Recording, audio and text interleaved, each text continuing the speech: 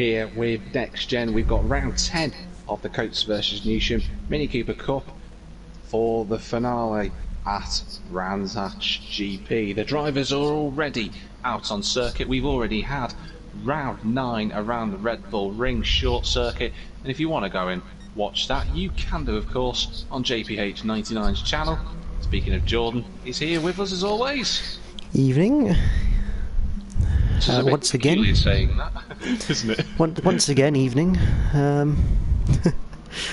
Yeah, I mean, I'm just about to work out some permutations again, because obviously now we're into the final round, double points.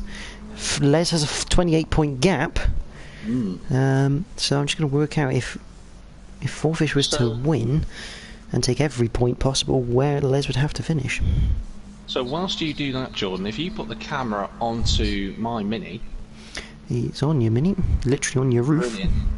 I'm going to show everyone a lap whilst Jordan works out the permutation. So we come in towards Paddock Hill Bend. Obviously we'll be doing a lot quicker speed when we go around there in a moment's time. Come into Druids, down into third gear in these Minis. Now obviously I'm on a controller, so my speed's not going to be perfectly fast, but I do know the gears we need.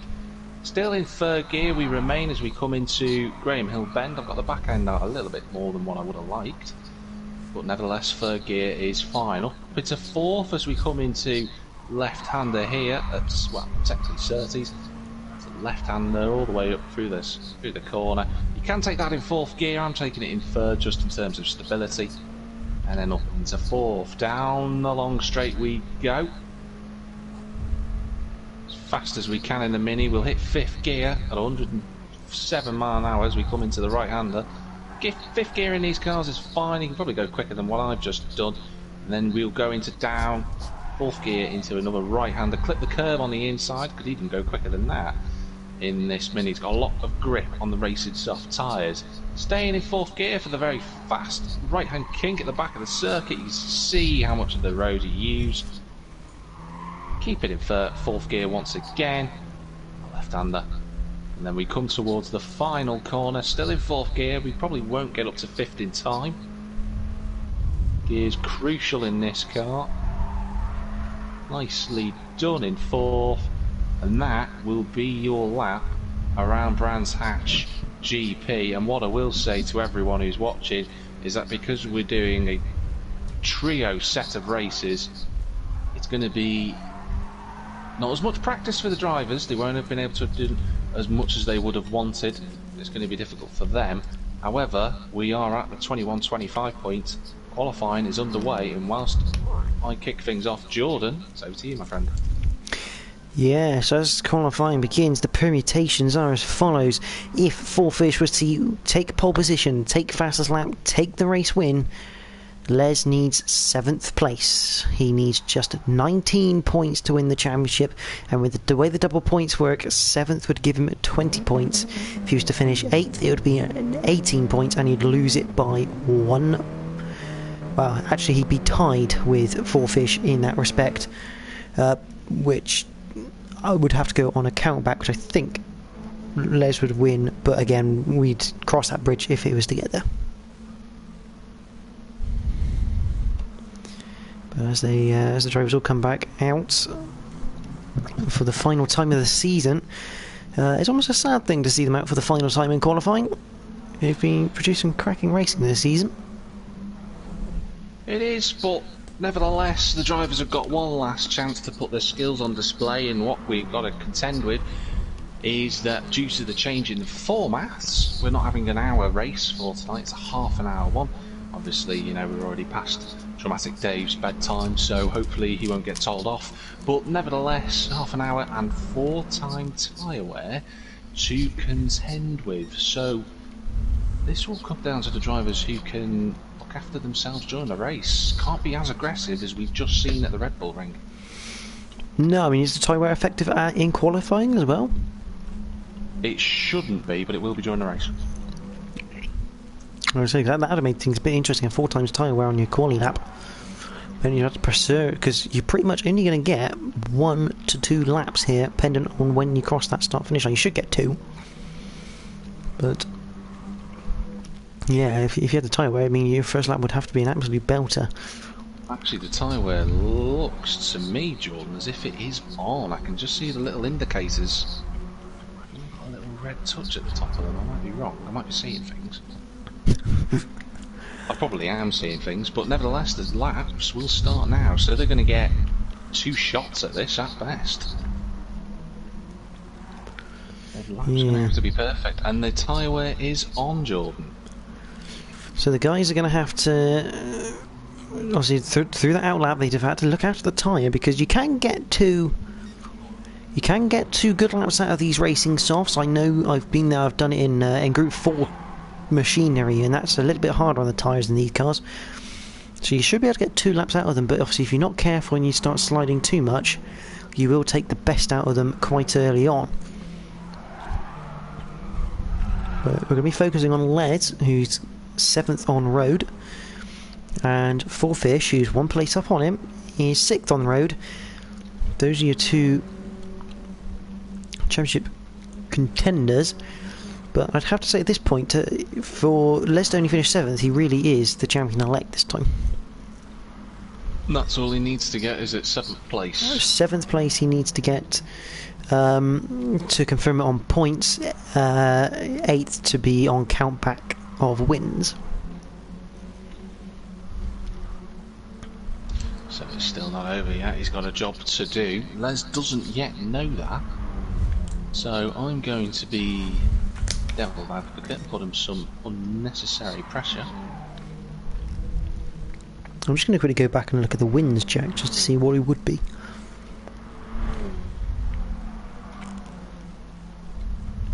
As Jordan does that, you can't see me, I'm currently messaging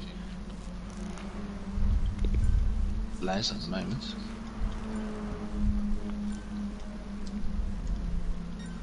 So as the lap times start rolling in,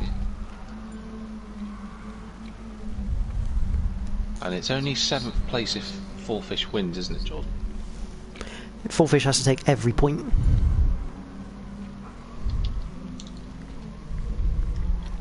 I apologise to Les if I've messaged him whilst he's mid-corner. No, he wasn't. He was on his approach. But first laps have come in. So far, Rally Matt takes pole position as it stands. Tyre wear already coming to an effect, and Rally Matt is actually doing quite well on his tyres.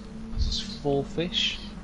Les is actually the neatest of the lot as they come through the GP loop. Dramatic Dave's used a little bit more than he would have wanted. Same for Joey Dunlop. Bruce looked quite nice on his tyres so far. Jazzy Just is 8th at the moment. Actually, really good effort from him. He's ahead of Dominator 3. Oh, Rally Matt's beached it, and that's his 2nd lap over and gone. Qualifying's done for him. First driver to come towards the line will be Dramatic Dave as we watch him through the left-hander on the GP loop. Through Sterling. Yeah, through Sterling. Name and escape. Ooh, Dave down on to grass. Down to Clearways and Clark Curve, and onto the Bravham Straight. That's not actually a straight. Not at all. Nice and committed though from Dave as he came round the final corner. This looks like not going to be an improvement in the end. It's a 42 flat for him. Next up will be Bruce Lee. Who's 6th. Fourfish doesn't improve, neither does Joey Dunlop. What about Les? Doesn't improve either. Who else have we got? Jazzy Just and Dominator 3. There's someone in front of them, that's Rally Matt. But Rally Matt has scored pole position unless these two are on flyers, which they are, but it doesn't get them anywhere near him. Rally Matt takes pole position only by 400ths of a second.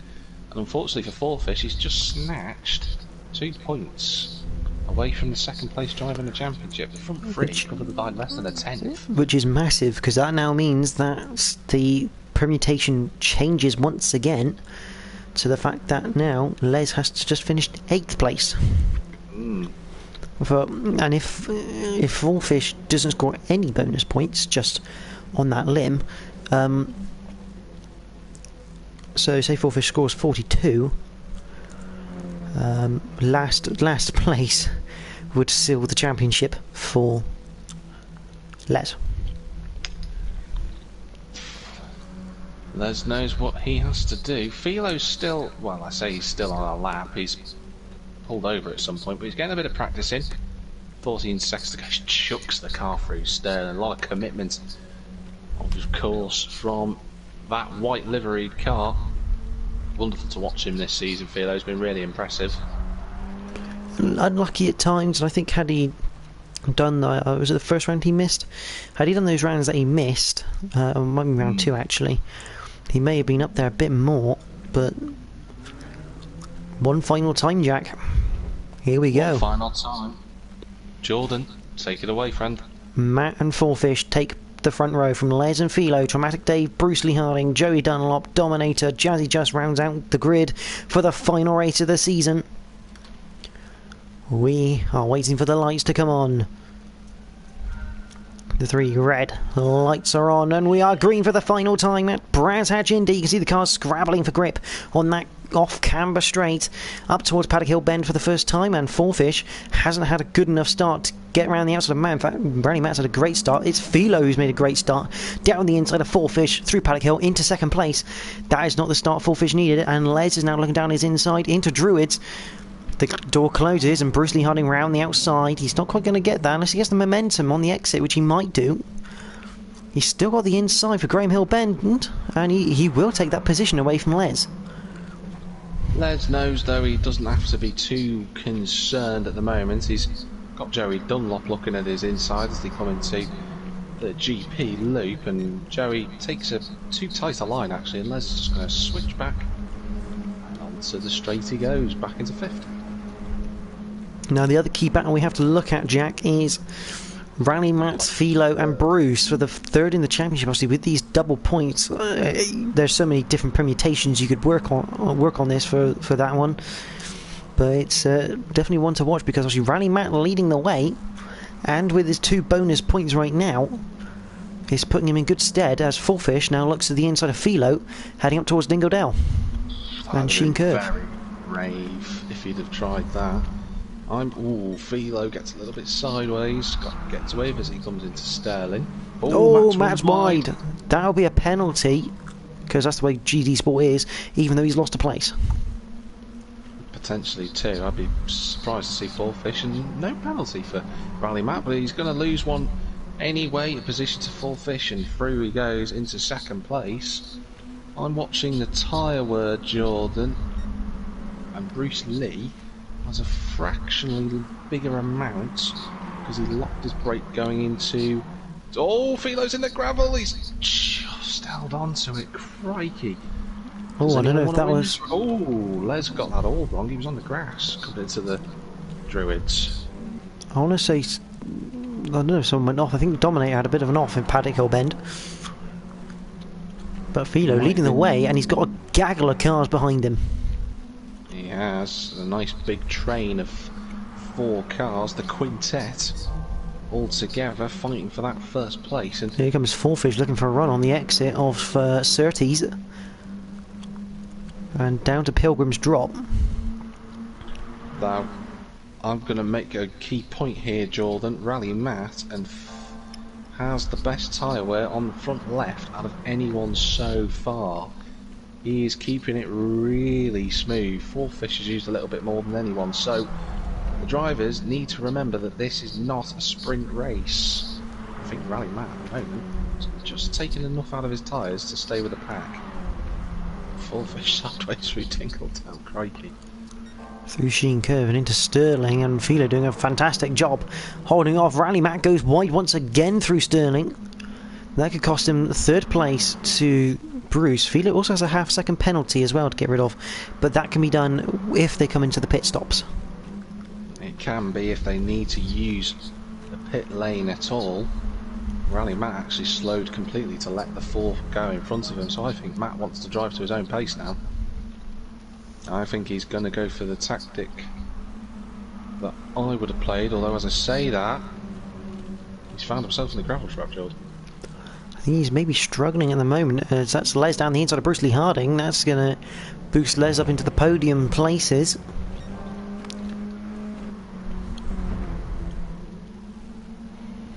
very marginal differences in tyre wear. That's what I'm noting at the moment. Jazzy Just, I think, has gone off at the final corner. He's very slow. I don't think using traction control at 3 is helping him. If he knocked it back by 2, I think he'd be fine. Yeah. I think that's impeding him a little bit in terms of his lap time. It's probably unsettling in the car. He did do a 1:05 though on the last lap, so impressive from him. 36 seconds quicker than Bruce.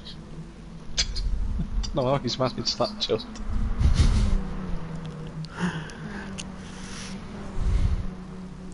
Philo though, still leading the way. We're not even 5 minutes into our finale here of the Coates vs Newsham Mini Cooper Cup. Interesting fact here, Jack. Right now, Philo's taking 3rd in the championship by a point. Bruce, if Bruce has fastest lap. Yeah, and that's including that fastest lap as well, and Rally Matt's pole position. Ooh, front 3 so close to going off the circuit. They're fabulous to watch. On board with Les at the moment, just to have a bit of a front row seat on this. You can see Philo still trying to get rid of a bit of a penalty there as he goes through Paddock Hill. Still carries good pace though. Fourfish taking no prisoners as they come towards Druids. Absolutely covers the line off. Philo's nearly cleared his penalty. He'll be relieved to not be ghosting anymore as they come through towards Graham Hill corner. Nicely done from Fourfish. Tighter line. It's not enough, I'd say, to have a lunge into. Philo's got to be careful out of Graham Hill. He keeps running wide out of there. If you run too wide and you haven't got any wheels on that curb, then you will dish you out that penalty. Rally Matt's gone down to 7th. Oh no, it's a bit more than that, Jordan. He's gone. Oh, is he gone? He has, he's gone. Unfortunately, Rally Matt, the championship fight for 3rd is over for him, and it now falls on Philo and Bruce Lee to try and take command of that position. But Philo's being pushed through every corner by Fourfish. And Bruce is just hemorrhaging time where he doesn't have that slipstream. He needs Fourfish and Les to act in his favour now to get Philo back down the order. He's suffering with tyre wear as well. If you look at the front left, obviously everyone else is watching the action very closely as Fourfish goes a little bit sideways through Clark Kerr. Very, very minor. I wouldn't say there's anything inconvenient right now. I'm not actually convinced they're going to have a pit stop here, Jack. I think a lot of these guys are going to try and hang it out for the whole 30 minutes because that tyre wear isn't quite going down as fast as everyone would have thought. It's 7 minutes. I mean, a little cube, it'll get to about halfway. I think will then start to play a factor later on in the race, and I think as the tyres start to wear down, the best of them goes, a bit more lazy steering. There's a lot to play. Maybe they won't pit, but it'll be down to who handles the pressure it's gonna be one of those interesting ones because obviously in 20 minutes time, obviously as you say, the edge of those tyres will be off. So for Bruce, for example, if he can get about 10 seconds to Traumatic Dave here, he might be able to get in and out without coming in behind, because obviously the pit stops in this game are very quick with the tyre changes. He may be able to get in, get out with a fresh set of boots whilst these lot battle on their worn tyres. And if he's got nothing to lose, if he can't lose where he is at the moment, he might as well go for a fastest lap attempt and a potential game changer. However, the game changer, Fourfish, is past Philo. Got the move done, coming round the long right-hander at the back straight, which I've completely forgotten the name of today, which just says it all about how much work I've been doing in the last few days. But nevertheless, Fourfish leads the way, doing exactly what he needs to do, but the problem is Les is doing exactly what he doesn't want him to do. That's being in 3rd. This would put Bruce Lee Harding 3 points ahead of Philo. So it's getting extremely tight, but Philo not yet done with the first. Oh, he's clipped the gravel on the exit of Paddock Hill bend. Lucky not to lose too much time. He's lucky he's only lost half a second there. Just got to keep up the good fight this is where the difference between the controller and the wheel could become exacerbated for Philo. How will he handle the tyres? Les has taken, you know, just this is very early on. We're still only coming up to a third way through the race. But Les leaning on the front left a little bit more than Fourfish. That's actually quite a marginal difference now between the two. Bruce Lee especially struggling with that front left. Joey Dunlop's tyres have found a hot... Ooh, that's quite a big chunk to lose already. Yeah, and Dominator is keeping his tyres in good order in that battle, so that's going to be interesting to pick. So that pretty much says that Joey Dunlop is definitely going to have a pit stop in this race. But Bruce could pull off a hell of a strategy here if he was to pit, because I got a feeling Dramatic Dave behind is on a similar sort of wear rate, so both of those guys may as well roll the dice if they've got a gap back to 6th to Joey Dunlop, which I think they do have. Yeah, they may as well roll the dice. Yeah, Joey's about 7 point... Wow, there's going to be a little bit more. He's got a touch wide out of Dingle Dell. Oh, Dominator's lost it! He's into the gravel trap. And he's dug himself a nice big mini-sized hole to get out of that one. So look back, so he's come down the hill through Dingle Dell, up to Sheen Curve. Oh, he's just clipped the grass with the left-hand side of the car. Very good effort to keep the back end from... He literally just rubs the barrier, he doesn't actually collect it, so... Good effort there. So he's lost less time than he could have done there. Absolutely. Les has got past Fourfish in the meantime, coming out of Paddock Hill Bend, and then sorted it as they went into the braking area for Druids. Just watching the final section of that overtake through Druids. And Les has got fastest lap. He's had that since, I think, lap 3. He's just gone even quicker. And he's just gone even quicker, yeah. 9.9. I mean, that's like a bar. That's like a sale in the shop, isn't it? Buy this lap time for 1:39.999. Because obviously that sounds better than a 1:40. It does. Philo keeping them honest, but I fear that Philo doesn't quite have the raw pace of the front two. They have been in a class of their own this season.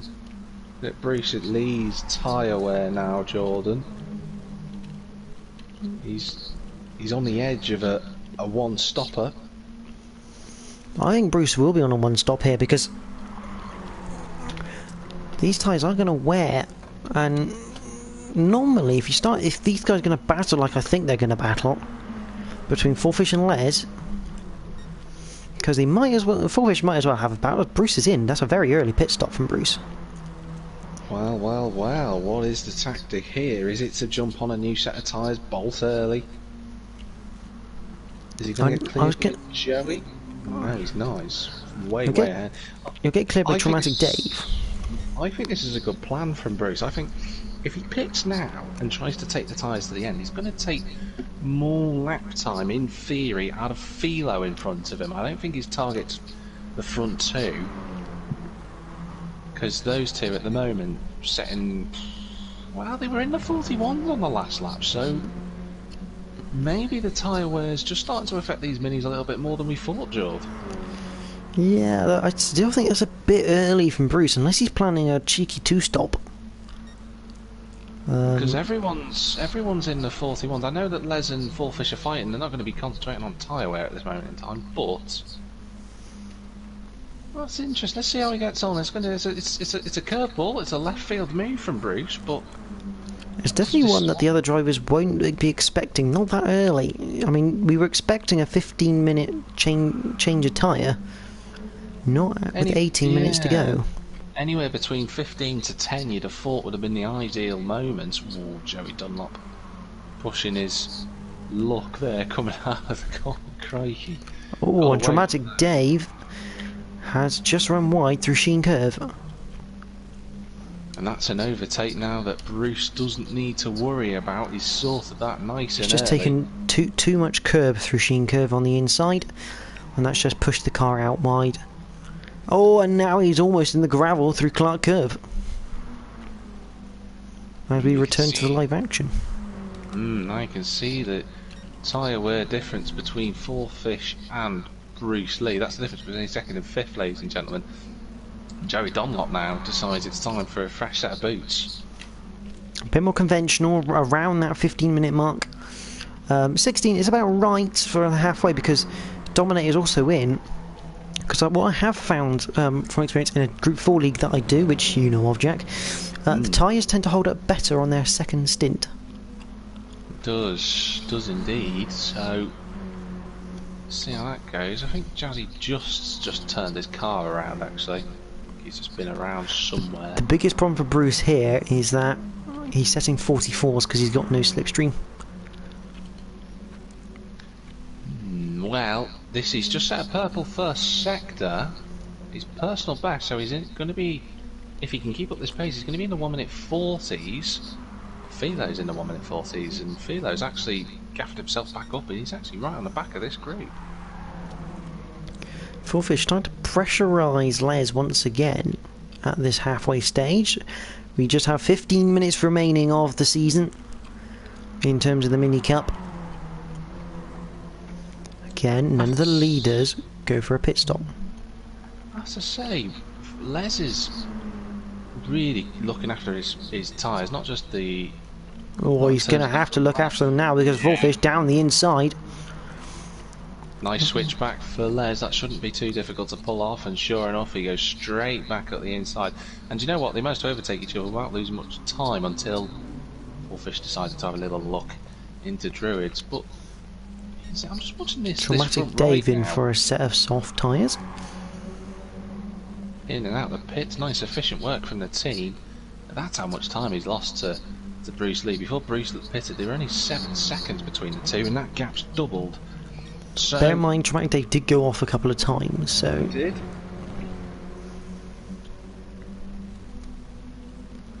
But Les, Fullfish may be playing a bit of a tactical game here.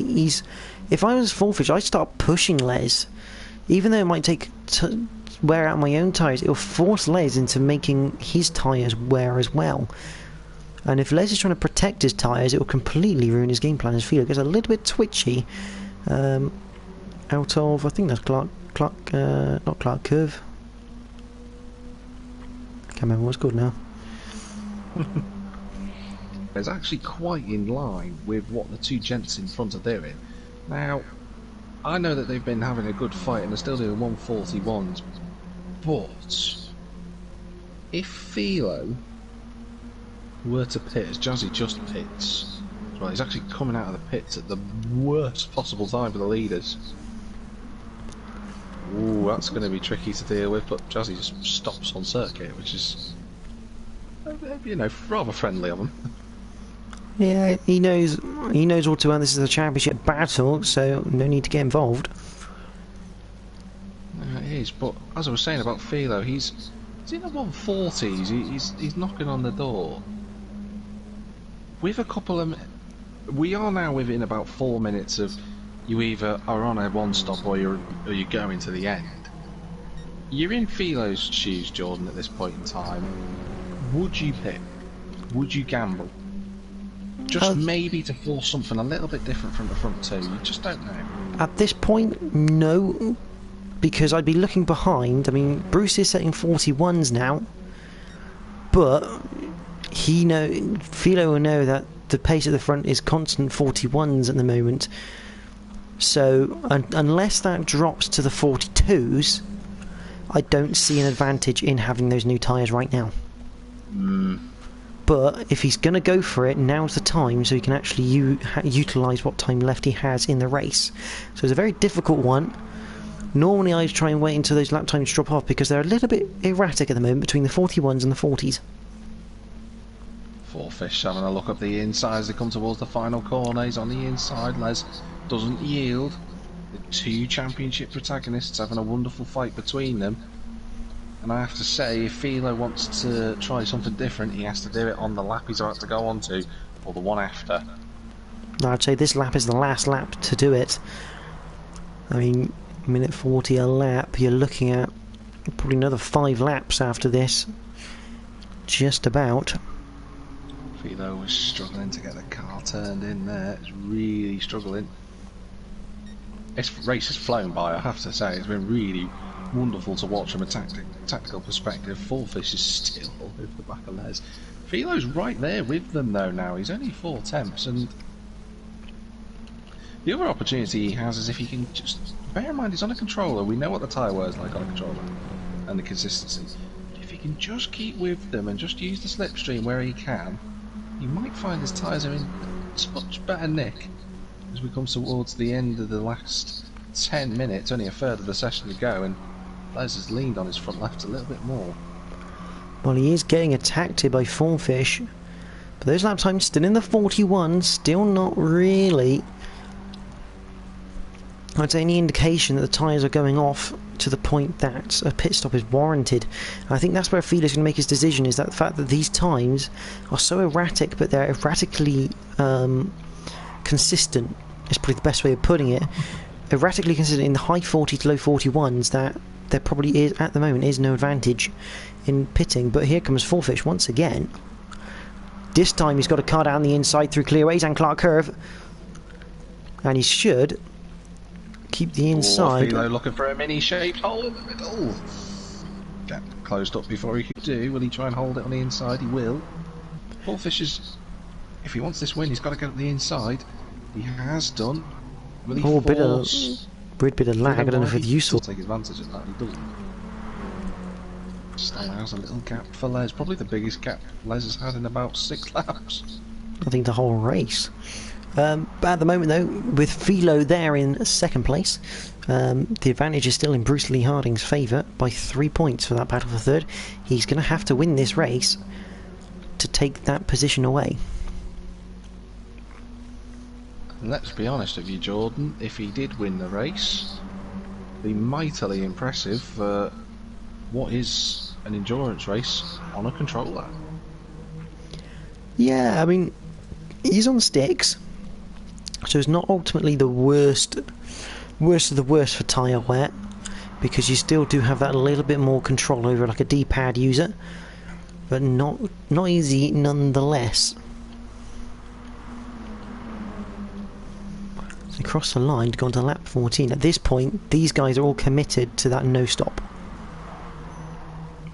That's their point now.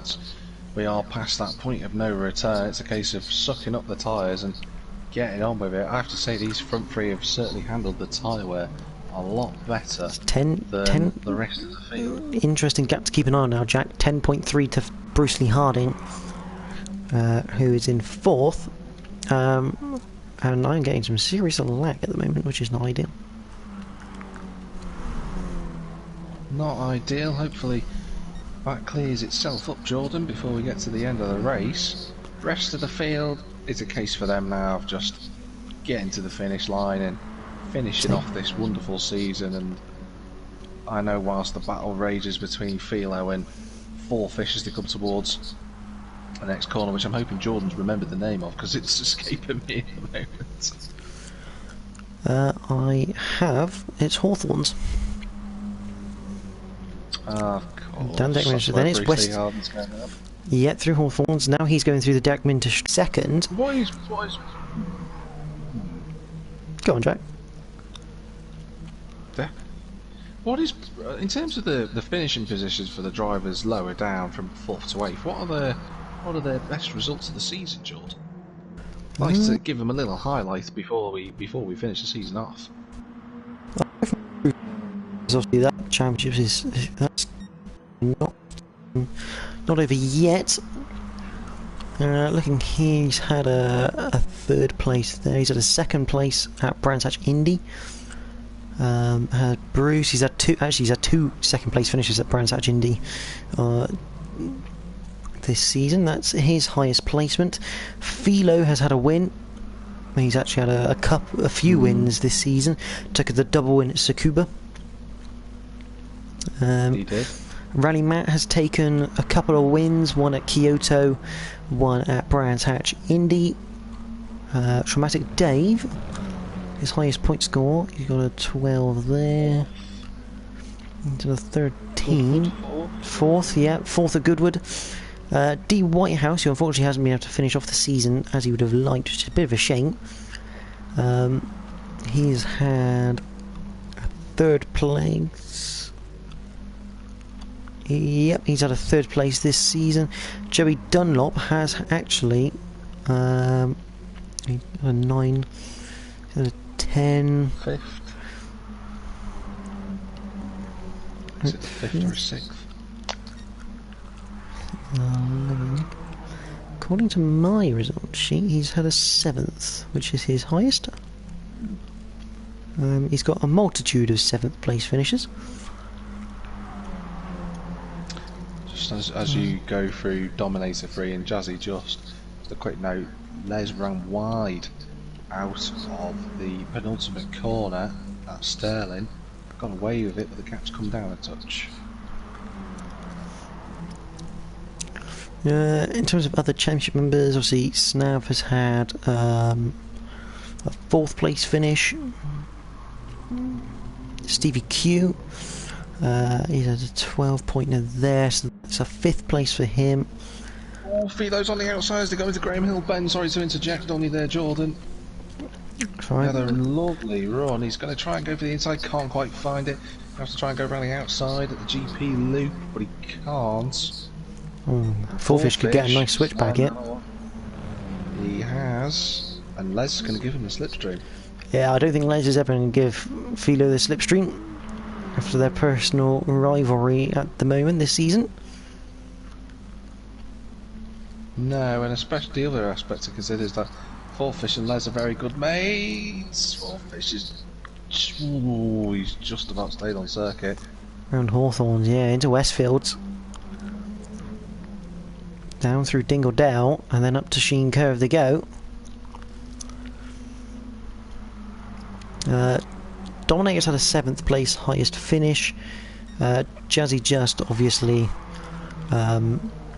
he's had 2 9th place finishes, but this will be his highest finish of 8th if he continues the race. He should be fine to do so. He's kept in it like a trooper. I think he's pitted again somewhere, so he's done a double stopper. Probably for his own benefit, obviously, if he feels that there's nothing to gain, but obviously nothing to lose. Well worth just getting confidence in the car, getting some laps on some decent tyres. But Les, with just 3/10 of a second gap to Philo, this is not over, and this could heavily affect the battle for 3rd in the championship. If you were Bruce Lee, would you... Well, a bit late now actually, but... You can't do anything now, but... What I was about to say, would you have tried to have gone in for another pit stop, change the tyres? He's got enough today. No, I don't. I think you need a slipstream for the fastest lap. I think as Les has pretty much proven, you need to be in that slipstream train to get that sub 1 minute 40. And they are now in the 42s and the 43s, so the tyres are at their position now where the drop off is going to be affecting them in the next couple of corners. And I think it's affecting Les just a touch more. If you look at the front right, Jordan, I'd say Les and Philo are on a similar tyre wear here. I wouldn't say there's anything really the front different. Right. Move by a half a pixel, but I wouldn't say there was much in it. So I think they're all at the same stage, I'd say. I think Philo's done quite well. And look at this, he's got another run on Les as they come towards the final corner, and this is going to be the penultimate lap. They're going to come on to the final lap of the season. This half an hour endurance race might not have worked out for some of the other drivers, but I tell you what, the front three have had a fabulous battle as we go on to the last one, and Philo is on the outside and they've dropped Fourfish. Les giving him literally a car's width, no more. But Philo's managed to look down the inside. He's still there, Door closes. And Les was in his right as well. You know this is not going to be a kind battle, Jack.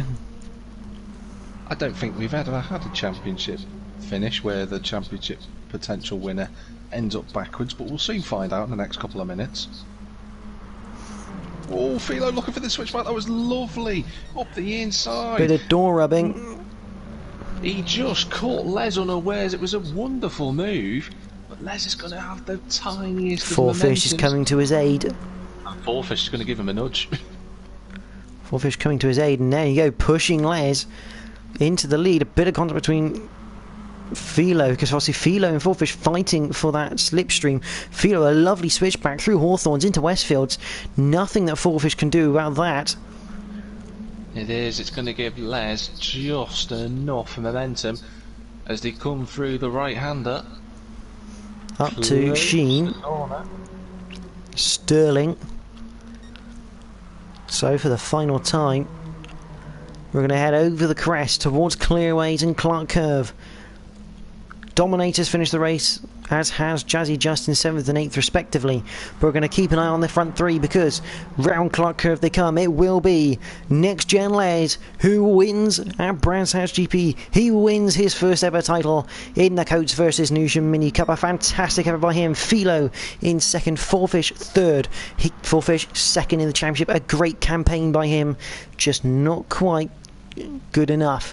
Bruce Lee Hartnell will cross line 4th and will take 3rd in the championship. A fantastic effort by him, considering he's not won a race all season long, and yet he finishes in the top 3. Traumatic Dave 5th, he will finish in the race, 6th in the championship.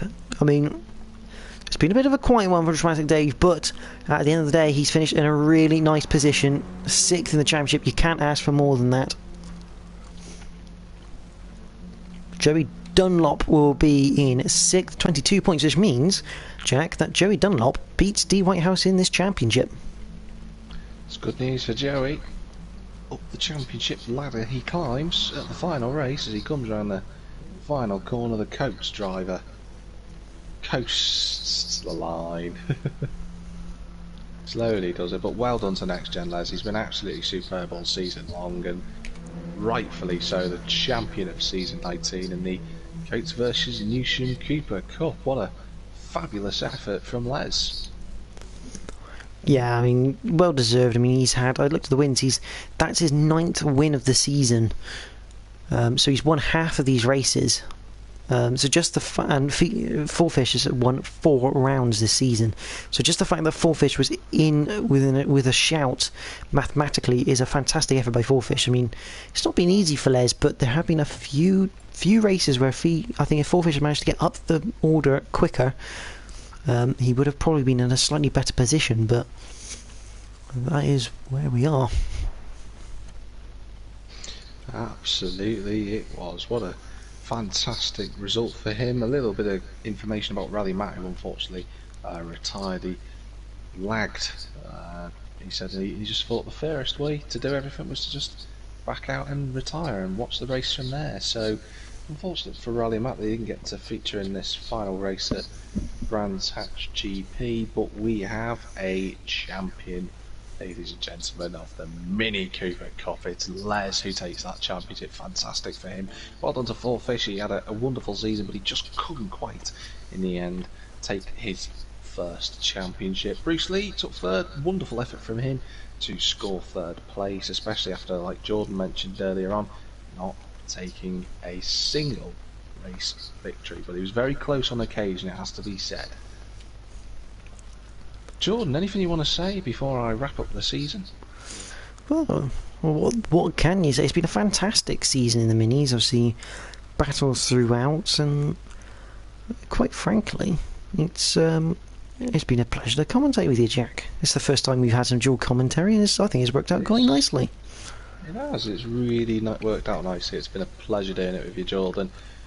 As always, though, folks, it is the end of another fabulous season with Next Gen. There's still this week to go, of course, for the rest of the racing. Do tune in for tomorrow on Jordan's channel, where you'll see the... I'm sorry, just one thing. I think we should probably thank Max Coates and Callum Newsham for sponsoring the league. Absolutely. Obviously a fantastic title, isn't it, to have Coates versus Newsham. It's a fantastic thing to have on there. It's a wonderful, wonderful association to have, and they've been very supportive of our championship. It's good to have them two on board, and, you know, thank you very much for the support and the liveries and everything involved, of course, in this championship. It's been a pleasure to have the drivers in representing both Max Coates and Callum Newsham.